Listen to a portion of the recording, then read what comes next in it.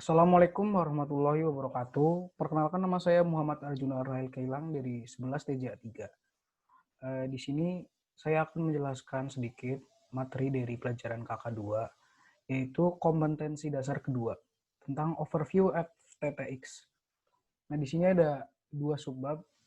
Yang pertama adalah komponen dasar SKSO, dan yang kedua adalah konfigurasi jar lockup.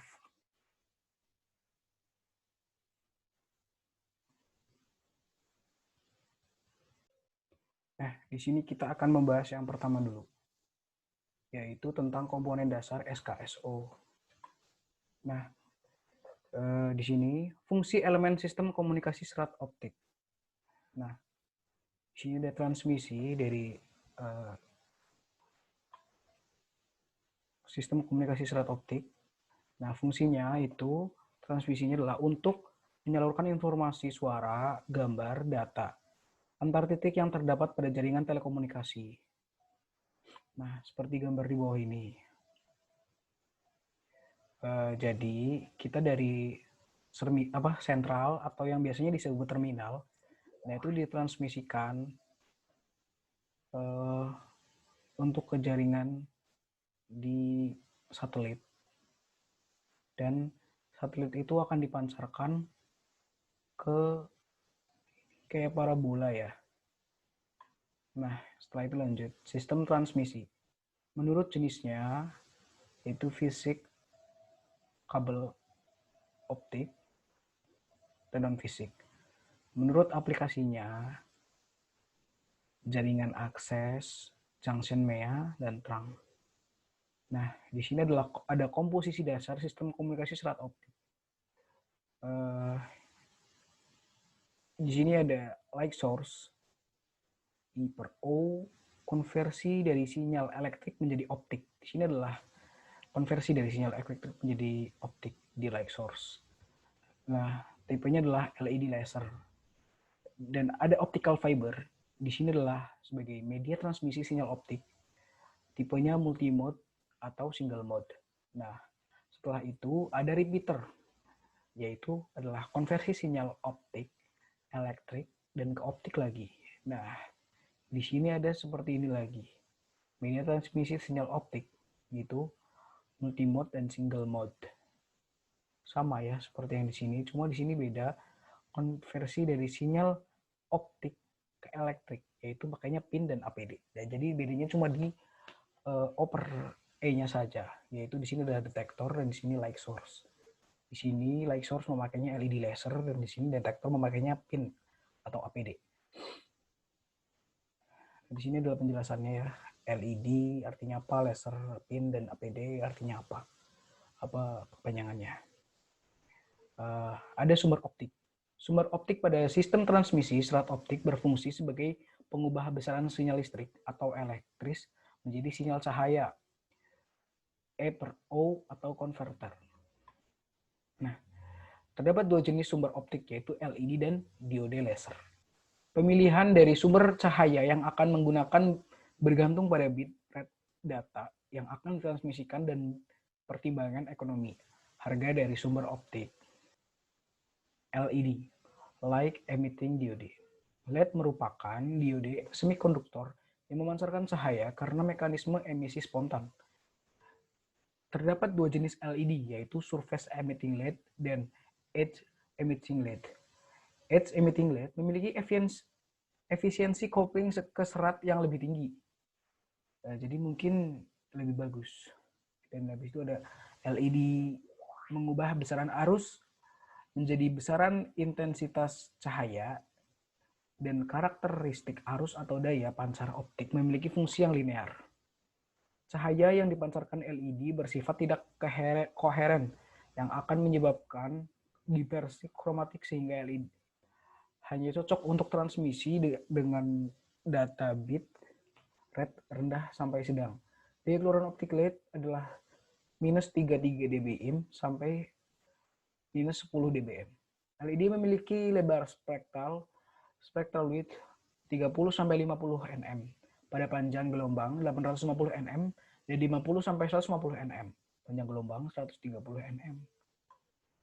Nah, di sini adalah penjelasan diode laser. light amplification by stimulated emission of radiation. Diode laser merupakan diode semikonduktor yang memancarkan cahaya karena mekanisme pancaran atau emisi transmutasi stimulated emission. Cahaya yang dipancarkan oleh diode laser bersifat koheren. Yang tadi tidak bersifat koheren, ini bersifat koheren kalau diode laser ya. Diode laser memiliki lebar spektral yang lebih sempit sampai dengan 1 nm jika dibandingkan dengan LED, sehingga dispersi kromatik dapat ditekan. Diode laser diterapkan untuk transmisi data dengan bitrate tinggi. Kalau yang tadi dengan bitrate rendah ya, enggak tinggi.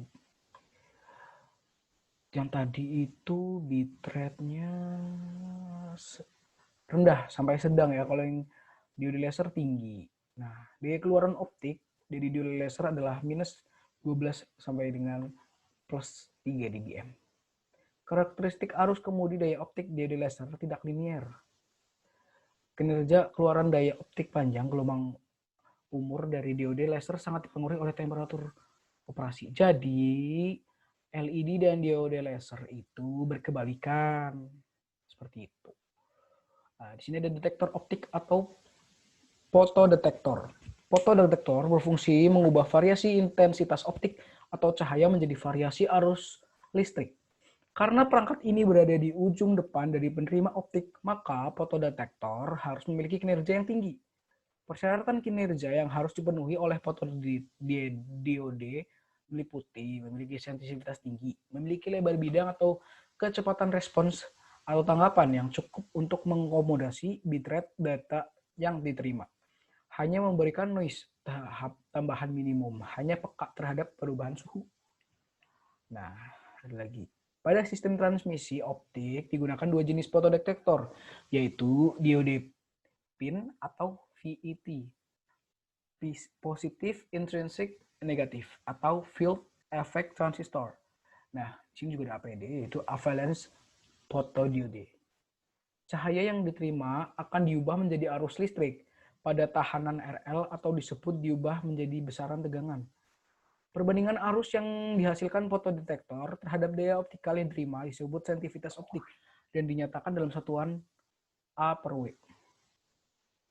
Sensitivitas suatu fotodetektor sangat bergantung pada panjang gelombang operasi dan bahan fotodetektor. Di sini ada rangkaian fotodioda. Nah, seperti ini ya, dioda itu yang ini ya. Gambarnya seperti ini. Kita lanjut ke materi yang kedua, yaitu konfigurasi Jarlokov. Nah, konfigurasi Jarlokov. Teknologi yang digunakan untuk Jarlokov adalah DLC, Digital Loop Carrier, PON, Passive Optical Network, AON, Active Optical Network. Ini ya, teknologi yang digunakan untuk Jarlokov.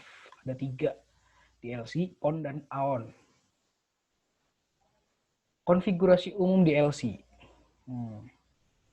Seperti ini ya.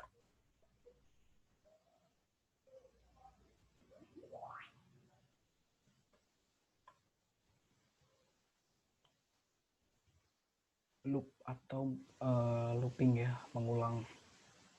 Mungkin ini maksud looping. Konfigurasi umum PON atau AON. Ini seperti ini ya.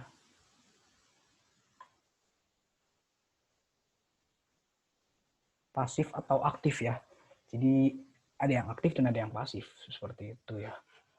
Di sini nih. Teknologinya ya. Fungsi masing-masing bagian Jarlokov. Fungsi bagian penyusun DLC. Ya, seperti ini. Dengan topologi point to point atau single star. Terdiri dari 2 perangkat utama, CT dan RT. Di sisi sentral ya untuk CT dan RT di sisi pelanggan. Fungsi CT adalah interfacing dengan sentral lokal ya. Multiplexer, demultiplexer, connect, dan controller ada interfacing dan dengan ODN juga. Fungsi RT adalah interfacing dengan ODN. Nah, multiplexer atau demultiplexer juga bisa. Dan untuk interfacing dengan pelanggan juga. Nah, itu ya. Kalau yang fungsi CT untuk interfacing dengan ODN, kalau yang RT itu untuk pelanggan. Karena RT ada tempatnya di pelanggan dan CT di sentral gitu. Perbedaannya ya. Dan DLC pada umumnya digunakan untuk pelanggan yang terkonsentrasi atau Untuk gedung bertingkat high rise building. Nah, PON, Passive Optical Network, merupakan sistem Darlokaf yang memiliki topologi jaringan point to multi-point, multiple star. Untuk membentuk jaringan point to multi-point digunakan komponen pencabang, passive splitter. Nah, di sini ya. Diterapkan untuk pelanggan dengan klaster-klaster yang berukuran kecil, 4 sampai 120. Jaringan optik PON dapat digunakan bersama-sama diintegrasikan untuk jaringan distribusi atau broadcast CATV. Fungsi bagian penyusun PON, OLT, Optical Line Terminal, berfungsi untuk interfacing dengan central lokal, multiplexing, demultiplexing, cross connect dan control color, dan interfacing dengan ODN.